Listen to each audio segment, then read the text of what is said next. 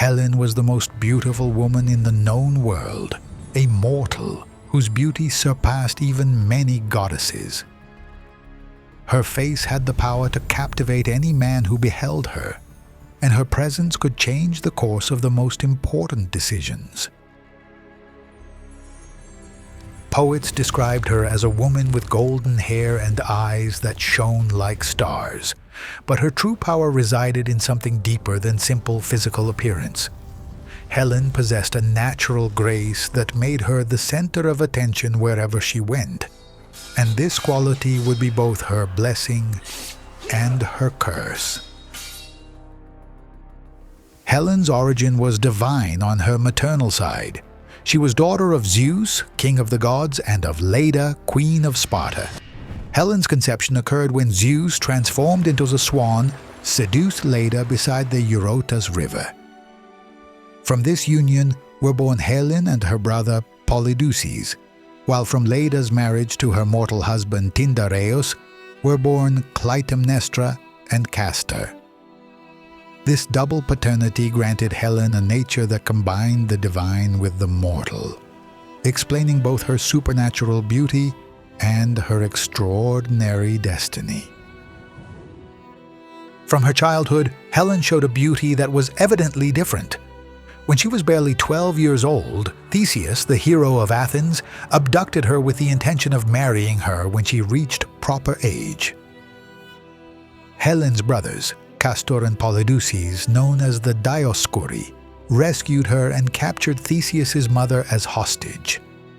This first abduction was an omen of the conflicts Helen's beauty would cause throughout her life. When Helen reached marriageable age, her beauty had grown into something legendary.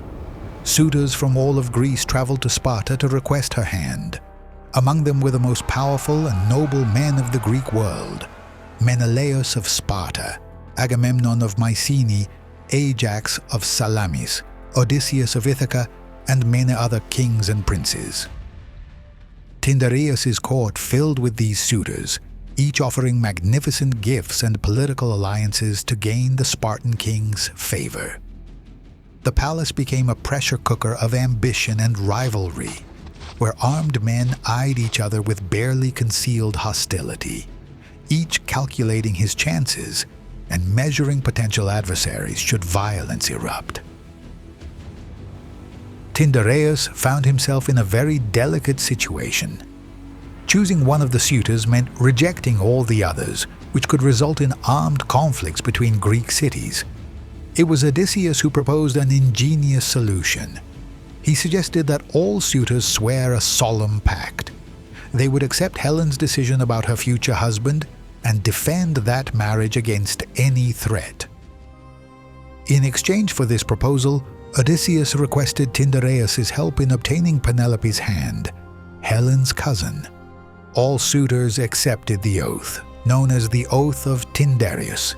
They sacrificed a horse and swore over its remains that they would respect Helen's choice and come to her husband's aid if anyone attempted to take her from him. This pact would bind the principal Greek leaders in an alliance that would have monumental consequences.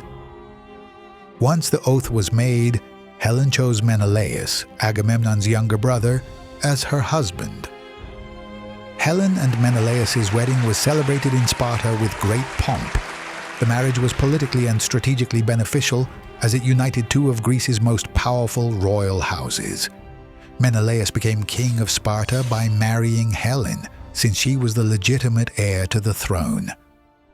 For several years, the couple lived in apparent harmony. Helen gave birth to a daughter named Hermione, and it seemed she had found stability in her matrimonial life. However, Helen's destiny was intertwined with events developing in distant lands.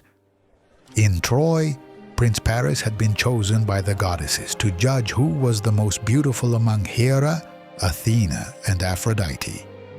Each goddess attempted to bribe him with different gifts. Aphrodite promised him the love of the most beautiful woman in the world, and Paris chose her as winner.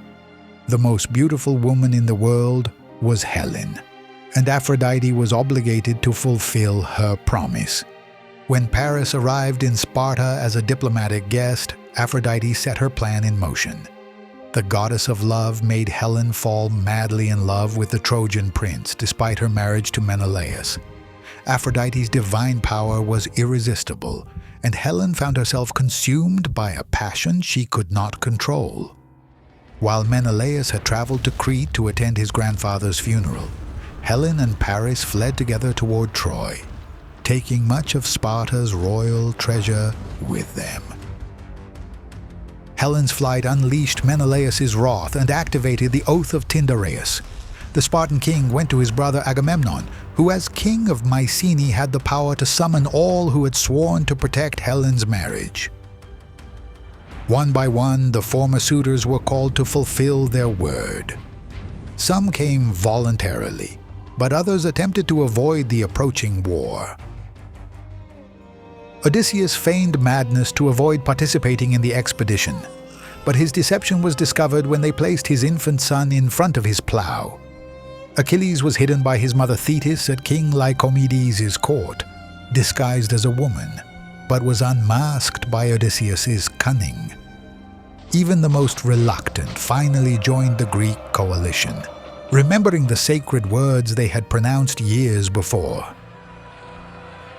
The Greek fleet gathered at Aulis, composed of more than 1,000 ships and hundreds of thousands of warriors. Agamemnon was elected supreme commander of the expedition. However, before they could sail toward Troy, the winds ceased completely, leaving the fleet stranded.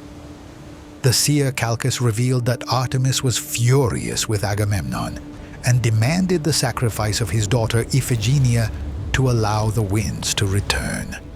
The king faced an impossible choice: his daughter's life or the honor of Greece and his brother's vengeance. While the Greeks prepared for war, Helen lived in Troy as Paris's wife.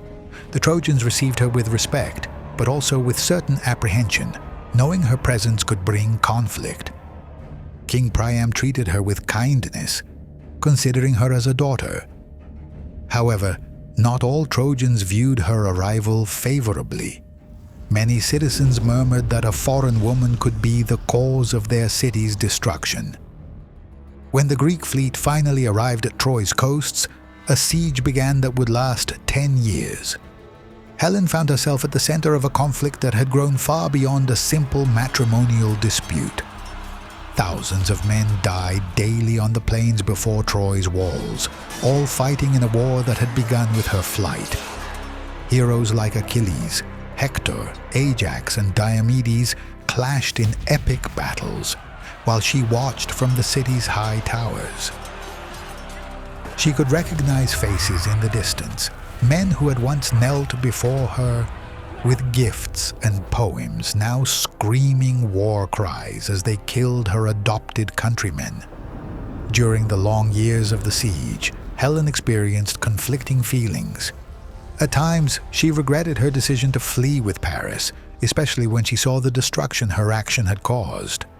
At other times, Aphrodite's power enveloped her again, renewing her love for the Trojan prince. When Paris died in battle, wounded by a poisoned arrow, Helen married Deiphobus, another son of Priam, following Trojan customs. The war reached its end when the Greeks devised the wooden horse stratagem. Helen recognized the deception, but her warnings were ignored by the Trojans, who were desperate to believe the war had ended. When Greek warriors emerged from the horse during the night and opened the city gates, Troy was sacked and burned. Deiphobus was murdered, and Helen was taken back to the Greek ships. The reunion between Helen and Menelaus was tense. The Spartan king had arrived with the intention of killing her for her betrayal, but when he saw her beauty again, his anger vanished. Some said Aphrodite intervened once more to protect Helen. Others claimed Helen herself used her natural charm to appease her husband.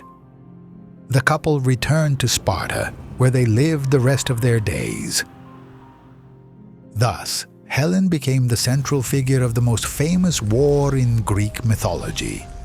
Her beauty had been both gift and curse, attracting the love of the most powerful men but also causing devastating conflicts. Poets would remember her forever as the woman whose face launched 1,000 ships toward Troy, symbolizing the destructive power of beauty and desire. Her story demonstrated how the actions of a single person, magnified by divine intervention, could change the destiny of entire civilizations and leave an indelible mark on world history.